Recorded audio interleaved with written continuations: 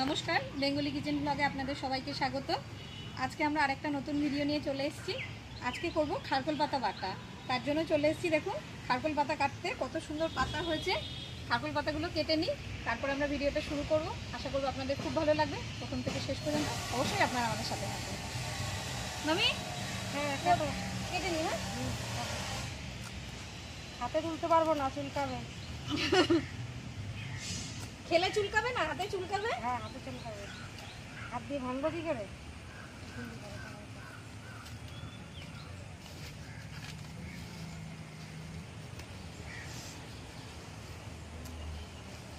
হলো মামন? হ্যাঁ হলো, চলো চলো। খারকোল পাতা কেটে নিয়ে চলে এসেছি। এবার আমি খারকোল পাতাগুলো পরিষ্কার করে ধুয়ে নিয়ে আসি গোটা গোটা। মামি, তুমি রসুন আর পেঁয়াজটা কেটে ফেলো।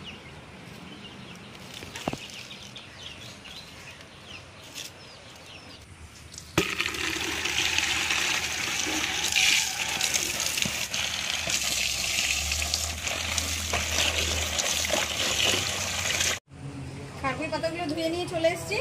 মামি, এই পাতাগুলো ডাটা সমেত একটু বড় বড় করে কেটে দাও। আমি উনুনটা ধরাই। হ্যাঁ, রসুন কতটা দেবো? দুটো দাও। কড়াই বসিয়ে উনুন ধরিয়ে দিই।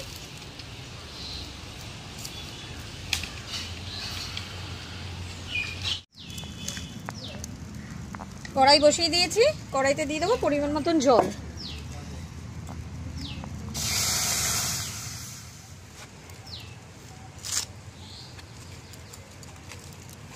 খারকোল পাতা কাটলে তো হাত চুলকায় মামন। খেলে চুলকায় না?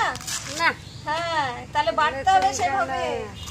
তোমার আবার একটু বেশি কচি কচি ধরলে হাত চুলকায়। হ্যাঁ, কচুতে আমার চুলকায়। ঠিকঠাক বাটলে খেতে কিন্তু দারুণ লাগে। জলটা গরম হয়ে গেছে, এবার কেটে রাখা খারকোল পাতাগুলো সেদ্ধ করে নেব।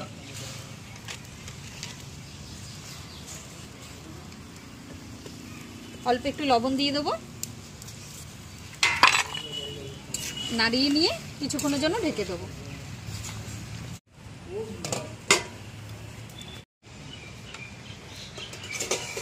ঢাকনাটা খুলে দিই। পাতাগুলো প্রায় সেদ্ধ হয়ে গেছে, এবার এটা ঢেলে নেব।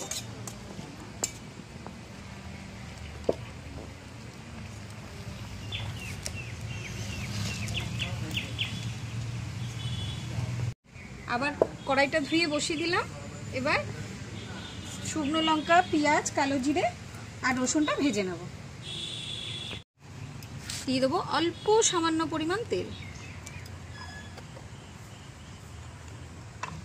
আর বাটা একটু ঝাল ঝাল হলেই ভালো লাগে, তাই জন্য আমি বেশ করে কিছুটা শুকনো লঙ্কা আগে ভেজে নিচ্ছি।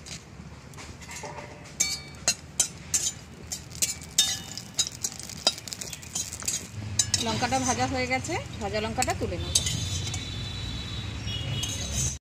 কেটে রাখা রসুন আর পেঁয়াজটা ভেজে নেব।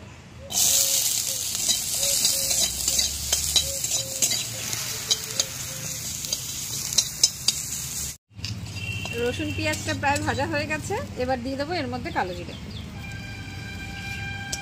কালো জিরাটা দিয়ে কিছুক্ষণ ভেজে নামিয়ে দেবো।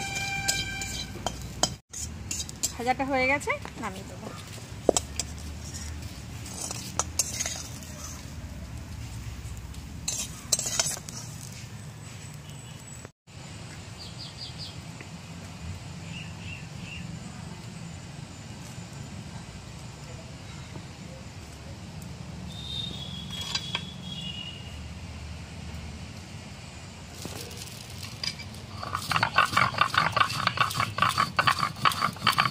প্রথমে ভেজে রাখা লঙ্কাটা বেটে নিলাম, এবার পেঁয়াজ, রসুন আর কালো জিরাটা বেটে নেব।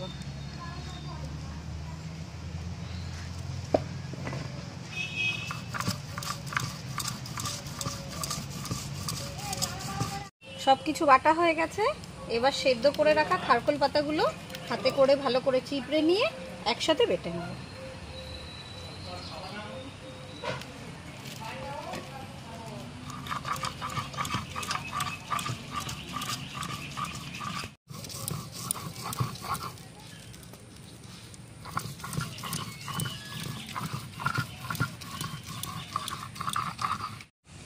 আমার বাটাটা প্রায় হয়ে এসছে মামি, তুমি উনুনটা ধরিয়ে কড়াই বসিয়ে তেলটা গরম করো, বাটাটা ভাজবো।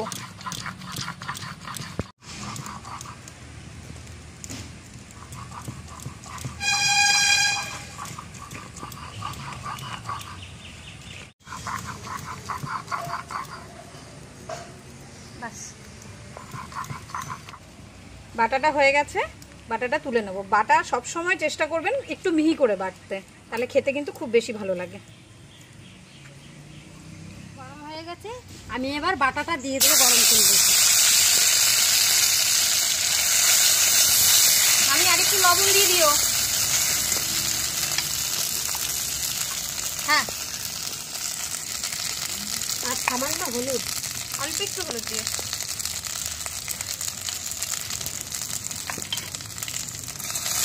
এটা ভালো করে মিশিয়ে দেবো।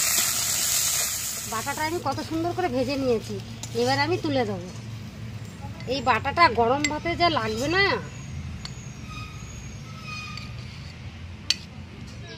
খেয়ে দেখি কেমন টেস্ট হয়েছে। এই এক বাটা দিয়েই দেখো ভাত খাওয়া হয়ে যাবে। তুমি বলছো না গলা হাত চুলকায়, দেখো গলা কিন্তু চুলকাবে না।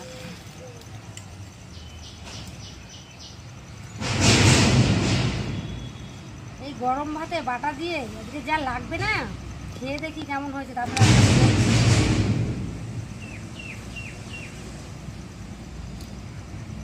নুন ঝাল কেমন হয়েছে? ঠিকঠাক, দারুণ হয়েছে, একদম পারফেক্ট। আহ, আপনারা একবার বাড়িতে এরকম বানিয়ে খেয়ে দেখবেন। এই বাটা দিয়ে কিন্তু ভাত পরিষ্কার।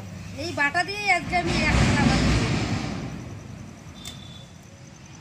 আমাদের এই বাটার রেসিপিটা কেমন লাগলো অবশ্যই কমেন্টে জানাবেন। ভালো লাগলে লাইক করবেন, শেয়ার করবেন। আরও নতুন নতুন রান্না দেখার জন্য চ্যানেলটিতে সাবস্ক্রাইব করে দেবেন। এভাবেই আমাদের পাশে থাকবেন। ভালো থাকবেন, সুস্থ থাকবেন। আবার দেখা হচ্ছে অন্য কোনো ভিডিও নিয়ে।